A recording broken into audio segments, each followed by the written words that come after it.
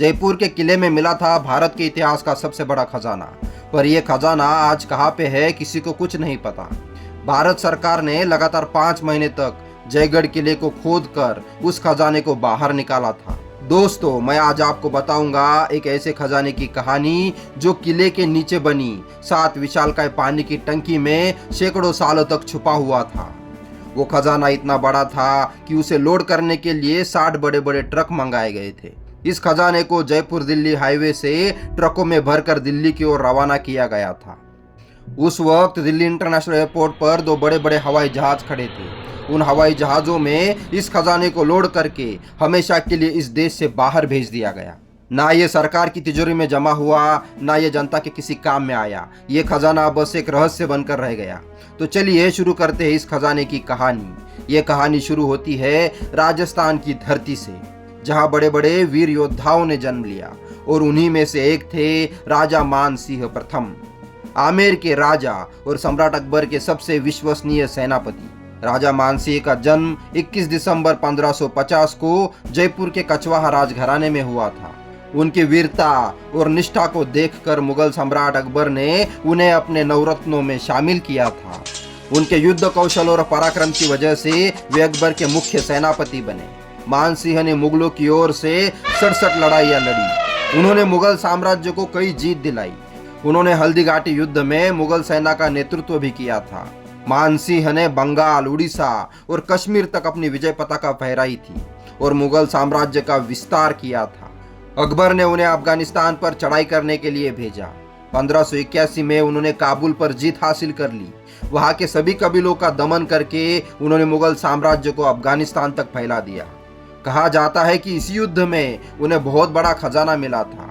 इस खजाने में सोना, चांदी और जवाहरात के बहुत बड़े भंडार मिले थे। इतिहासकारों के अनुसार राजा मानसिंह ने इस खजाने को अकबर को ना देकर जयपुर में आमेर किले में कहीं छुपा दिया था। सदियों तक इस खजाने की कहानियों को बस एक कल्पना मात्र माना जाता रहा। पर एक किताब हस्म तिलिस्म अंबेरी में अंबेर के 7 खजानों का वर्णन किया गया था, जिसमें जयपुर के आसपास छुपाए गए खजानों की बात की गई थी। इसी किताब में जयगढ़ किले में पानी के टंकों में खजाना छुपाए जाने की बात लिखी थी। इसी किताब के आधार पर अंग्रेजों ने भी इस खजाने को ढूंढने की कोशिश की, पर वो नाकाम रहे। अंग्रेजों से मिली आजादी के बाद जयपुर के राजा मानसिंह द्वितीय और उनकी पत्नी गायत्री देवी का इन किलों पर आधिपत्य था। गायत्री देवी और इंदिरा गांधी दोनों कॉलेज के दिनों से एक दूसरे को जानती थी। वो दोनों बंगाल के शांति निकेतन विश्वविद्यालय से पढ़ी थी। 1962 में शांति देवी ने राजनीति में कदम रखा और वो जयपुर से रिकॉर्ड मार्जिन से लोकसभा इलेक्शन जीत गई और राजनीति में सक्रिय रही। पर इंदिरा गांधी और उनके रिश्ते कभी अच्छे नहीं रहे। 1971 में 26वें अमेंडमेंट एक्ट के साथ इंदिरा गांधी ने राजघरानों को मिलने वाले विशेष अधिकारों को खत्म कर दिया।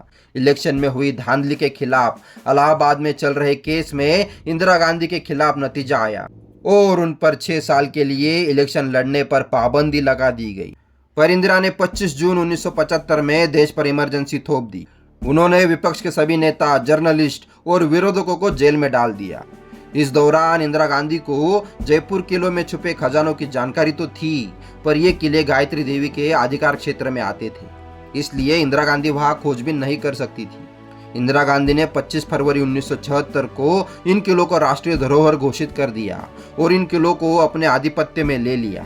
बाद में गायत्री देवी को अपने पास विदेशी करेंसी रखने और टैक्स चोरी के आरोप में तिहाड़ जेल में डाल दिया। 10 जून 1974 को संजय गांधी हेलीकॉप्टर से जयगढ़ किले पर उतरे। उस दिन वहां इनकम टैक्स, पुलिस और आर्कियोलॉजिकल डिपार्टमेंट के साथ साथ आर्मी की बड़ी बड़ी टुकड़ियां भी पहुंची। उन्होंने जयगढ़ किले के हर चप्पे चप्पे की जांच की, हर गुप्त दरवाजों और दीवारों को तोड़ना शुरू किया। उन्होंने लगातार 5 महीने तक जयगढ़ किले की खुदाई की। कहते हैं खजाना तो आमेर फोर्ट में था, पर खुदाई जयगढ़ फोर्ट में चल रही थी। ये दोनों किले खुफिया सुरंग से जुड़े हुए थे और शायद इसी सुरंगों से खजाना जयगढ़ किले में कहीं छुपाया गया होगा, ऐसा संजय गांधी को शक था। 1974 में इन किलों में सेना और सरकारी अधिकारियों की चहल पहल और हेलीकॉप्टर का बार बार मंडराना स्थानिक लोगों में चर्चा का विषय बनने लगा। तब मीडिया पर पाबंदी लगाकर यहाँ चल रही खुदाई की बात को दबाया गया, पर स्थानिक लोगों द्वारा खजाने की खोज वाली बात पाकिस्तान तक पहुंच गई। इस दौरान 11 अगस्त 1976 को पाकिस्तान के प्रधानमंत्री जुल्फिकार अली भुट्टो ने इंदिरा गांधी को एक खत लिखा। उन्होंने दावा किया कि जयगढ़ किले में मिलने वाले खजाने में पाकिस्तान का भी हिस्सा है और वो पाकिस्तान को मिलना चाहिए। इंदिरा गांधी ने इस खत का जवाब बड़ी देर से दिया। नवंबर 1974 के एक दिन इंदिरा गांधी और संजय गांधी दोनों हेलीकॉप्टर से खुद जयगढ़ किले पर पहुंचे और 5 महीने वहां पर की गई तोड़फोड़ और खुदाई के बाद 230 किलो चांदी मिलने का दावा कर ऑपरेशन को रोक दिया गया। पर उसके दूसरे ही दिन जयपुर और दिल्ली हाईवे को आर्मी ने पूरी तरह से खाली करवाया। जयपुर दिल्ली हाईवे पर उस दिन आर्मी के 60 ट्रक दिल्ली की ओर तेज रफ्तार से दौड़ रहे थे। साथ में आर्मी की कई गाड़ियां भी दौड़ रही थी। उस हाईवे पर ऊपर से हेलीकॉप्टर से निगरानी रखी जा रही थी। स्थानिक लोगों ने इस मंजर को देखा था। उस दिन वहां से जरूर कुछ तो मिला था जो इन 60 ट्रकों में भरकर दिल्ली पहुंचाया गया था। कहते हैं उस दिन दिल्ली इंटरनेशनल एयरपोर्ट पर 2 बड़े बड़े हवाई जहाज खड़े थे जिनमें यह सारा खजाना लोड करके स्विट्जरलैंड भेज दिया गया। और ये खजाना उस दिन भारत सरकार के खातों में न जाकर स्विस बैंक में गुमनाम खातों में जमा हो गया।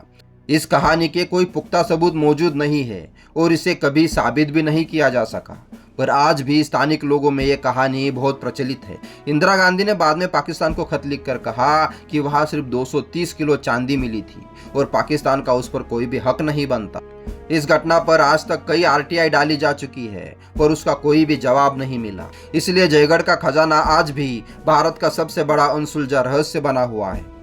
तो दोस्तों, आपको क्या लगता है, क्या सच में उस दिन जयगढ़ किले के नीचे से बेशुमार खजाना मिला था या ये सिर्फ एक कहानी है? आपकी राय हमें कमेंट बॉक्स में जरूर बताइए। और हाँ, अगर ऐसी ही रहस्यमय कहानियां आपको सुनना पसंद हो तो हमारे चैनल को लाइक, शेयर और सब्सक्राइब करना मत भूलिएगा। धन्यवाद।